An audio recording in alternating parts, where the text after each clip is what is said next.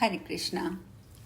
नारद जी नारायण मुनि से आगे पूछते हैं, भगवान श्री हरि का गुणगान सुनकर इंद्र को जब ज्ञान प्राप्त हो गया तब उन्होंने घर जाकर क्या किया, ये बताने की मुझे कृपा कीजिए। भगवान नारायण बोले, ब्राह्मण, श्री कृष्ण का गुणगान सुनकर इंद्र संसार के ऐश्वर्य भोग से विरक्त हो गए। वे दिनों दिन अपने वैराग्य भाव को बढ़ाने लगे।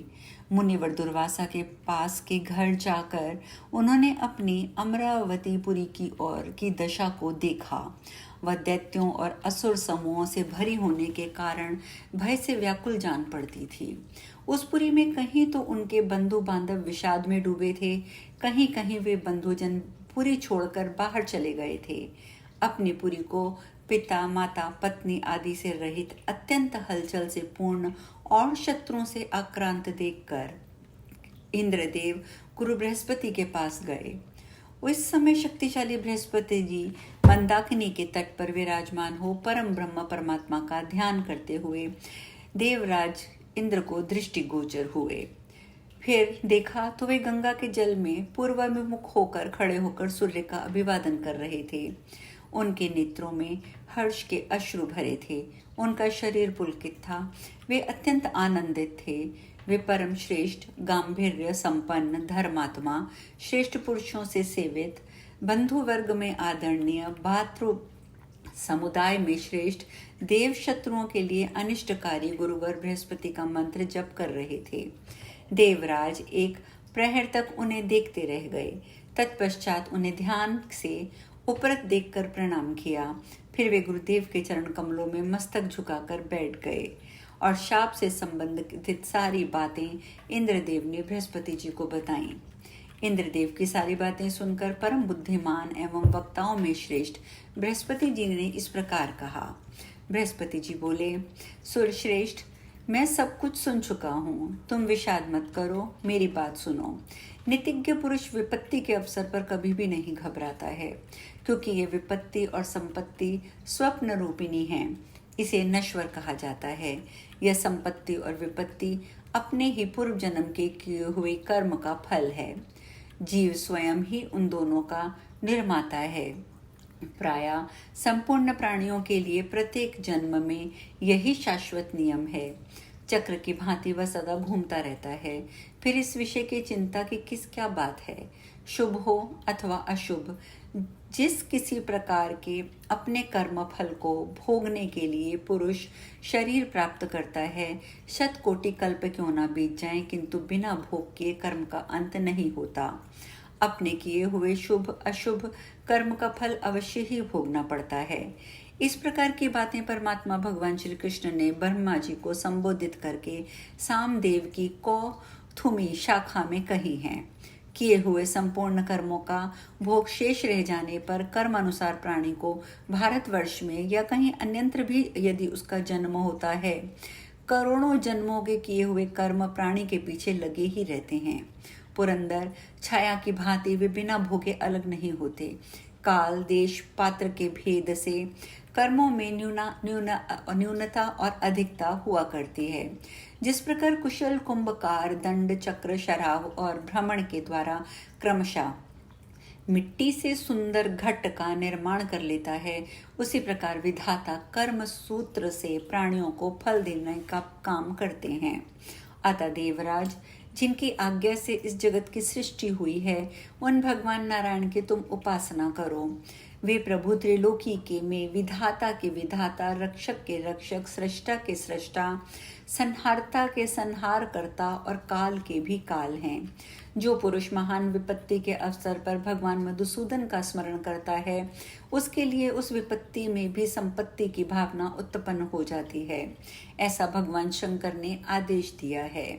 नारद, इस प्रकार कहकर तत्वज्ञानी बृहस्पति जी ने देवराज इंद्र को हृदय से लगा लिया और शुभ आशीर्वाद देकर उन्हें पूर्ण रूप से सारी बातें समझा दी। मुनि नारायण कहते हैं, नारद, तदंतर भगवान श्रीहरि का ध्यान करके देवराज इंद्र ने बृहस्पति जी को आगे करके संपूर्ण देवताओं के साथ ब्रह्मा की सभा के लिए प्रस्थान किया। वे शीघ्र ही वहां पहुंच गए। सबको ब्रह्मा जी के दर्शन हुए। इंद्र और बृहस्पति सहित समस्त देवताओं ने उनके चरणों में मस्तक झुकाया। तत्पश्चात देवगुरु बृहस्पति ने ब्रह्मा जी को सारा वृतांत कह सुनाया। उनकी बात सुनकर ब्रह्मा जी हंस पड़े।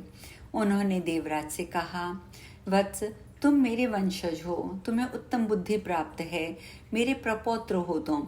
बृहस्पति तुम्हारे गुरु हैं और तुम स्वयं भी देवताओं के स्वामी हो।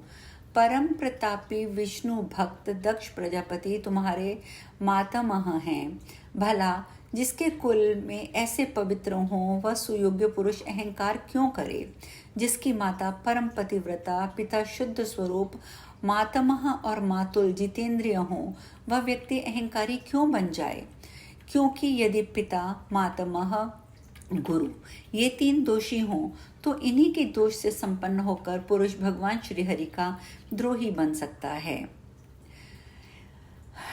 ये बात निश्चित है। सर्वात्मा भगवान श्रीहरि संपूर्ण प्राणियों के शरीर में विराजमान रहते हैं। उनके देह से निकल जाने पर उसी क्षण प्राणी शव बन जाता है। वे स्वामी हैं, वह और हम सब लोग उनके अनुचर हैं। मैं प्राणियों के शरीर में इंद्रियों का स्वामी मन होकर रहता हूँ। शंकर ज्ञान का स्वरूप धारण करके रहते हैं। विष्णु के प्राणों की अधिष्ठात्री देवी भगवती श्री राधा प्रकृति के रूप में विराजमान रहती हैं। बुद्धि को साध्वी दुर्गा का रूप दिया गया है। निद्रा एवं शुद्धा आदि ये सभी भगवती प्रकृति की कलाएं हैं। आत्मा का जो बुद्धि में प्रतिबिंब है वह जीव है। उसी से इस शरीर भोग कर धारण कर रखा है।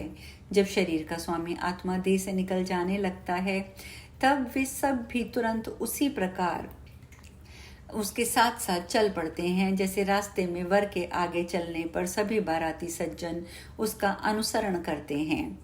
मैं, शिव, शेषनाग, विष्णु, धर्म, महाविराट तथा तुम सब लोग, ये सब जिनके अंश और भक्त हैं, उन्हें भगवान श्री कृष्ण के निर्माल्य रूप पुष्प का तुमने अपमान कर दिया है। भगवान शिव ने जिस पुष्प से उन श्री हरि के चरण कमलों की पूजा की थी वही पुष्प सौभाग्यवश मुनिवर दुर्वासा की कृपा से तुम्हें प्राप्त हुआ था, परंतु तुमने उसका सम्मान नहीं किया। भगवान श्री कृष्ण के चरण कमल से च्युत पुष्प जिसके मस्तक पर स्थान पाता है वह सौभाग्यशाली व्यक्ति संपूर्ण देवताओं का प्रधान माना जाता है और उसी की पहले पूजा होती है। हाय, देव ने तुम्हें ठग लिया। वास्तव में देव बड़ा प्रबल होता है। इस समय भगवान श्री कृष्ण के निर्माल्य का परित्याग करने के रोष में आकर भगवती श्रीदेवी तुम्हारे पास से चली गई हैं। अब तुम मेरे और बृहस्पति के साथ बैकुंठ में चलो। मैं वर देता हूँ, तुम वहाँ लक्ष्मीकांत भगवान श्री हरि की सेवा करके लक्ष्मी को अवश्य प्राप्त कर लोगे। नारद इस प्रकार कहकर ब्रह्मा जी संपूर्ण देवताओं को साथ ले वैकुंठ लोक में गए। वहां जाने पर उन्हें परम ब्रह्म सनातन भगवान श्री हरि के दर्शन हुए। उस समय वे तेज पुंज प्रभु अपने ही तेज से प्रकाशित हो रहे थे। उनका श्री विग्रह ऐसा जान पड़ता था मानो ग्रीष्म ऋतु के मध्यकालिक असंख्य सूर्य एक साथ चमक रहे हों। वे आदि शक्ति, आदि, मध्य और अंत से रहित लक्ष्मीकांत भगवान श्रीहरि शांत रूप से विराजमान थे। वे चार भुजा वाले पार्षदों से तथा भगवती सरस्वती से युक्त थे। चारों वेदों सहित भगवती गंगा भक्ति प्रदर्शित करती हुई उनके पास विराजमान थी। उन्हें देखकर ब्रह्मा के अनुयायी संपूर्ण देवताओं ने मस्तक झुकाकर उन्हें प्रणाम किया। उनके प्रत्येक अंग में भक्ति और विनय का निवास विकास हो चुका था। आंखों में आंसू भरकर वे परम भगवान श्रीहरि की स्तुति करने लगे। स्वयं ब्रह्मा जी ने हाथ जोड़कर भगवान से यथावत समस्त वृतांत कह सुनाया। उस समय समस्त देवता अपने अधिकार से च्युत होने के कारण रो रहे थे। विपत्ति ने उनके हृदय में भांति भांति के स्थान प्राप्त कर लिया था। भय के कारण उनमें घबराहट की सीमा नहीं थी। उनके शरीर पर एक भी रत्न या आभूषण नहीं था। वे सवारी से भी रहित थे। उन सभी के मुख म्लान थे। श्री तो पहले ही उनका साथ छोड़ चुकी थी। वे निस्तेज और भयग्रस्त भी थे। कुछ भी करने की शक्ति उनमें नहीं रह गई थी। देवताओं को ऐसी दीन दशा में पड़े हुए देखकर भय को दूर करने वाले भगवान श्री हरि ने उनसे इस प्रकार कहा। भगवान श्री हरि बोले, ब्राह्मण तथा देवताओं, भय मत करो। मेरे रहते तुम लोगों को किस बात का भय है? मैं तुम्हें परम ऐश्वर्य को बढ़ाने वाली अचल लक्ष्मी प्रदान करूंगा। परंतु मैं कुछ समयोचित बात कहता हूँ, तुम लोग उस पर ध्यान दो।